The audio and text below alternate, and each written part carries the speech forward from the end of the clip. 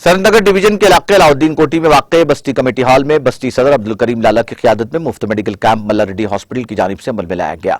इस मौके पर मेहमान खुसूसी की हैसियत से सनतनगर कॉर्पोरेटर लक्ष्मी बाल रेड्डी ने शिरकत की और इफ्तिताह अंजाम दिया और अपना टेस्ट कराया। इस मौके पर 200 से ज्यादा मरीजों ने कैंप से इस्तेफादा किया।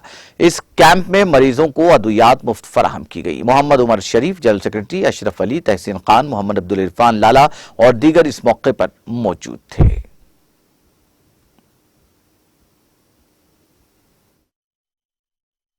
अलाउद्दीन कोठी कमेटी हॉल में फ्री मेडिकल कैंप मल्ला रेड्डी साहब के तरफ से हुआ और तमाम स्टाफ पूरे आए हुए, पूरे डॉक्टर्स वगैरह आए हुए, पूरा जर्नल चेकअप हो रहा और दवा मेडिसिन के साथ दे रहे।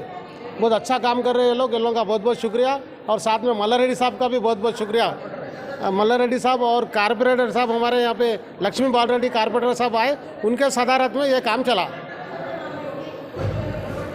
अलाउद्दीन कोठी कमेटी हॉल में फ्री मेडिकल कैंप मल्ला रेड्डी साहब के तरफ से हुआ और तमाम स्टाफ पूरे आए हुए, पूरे डॉक्टर्स वगैरह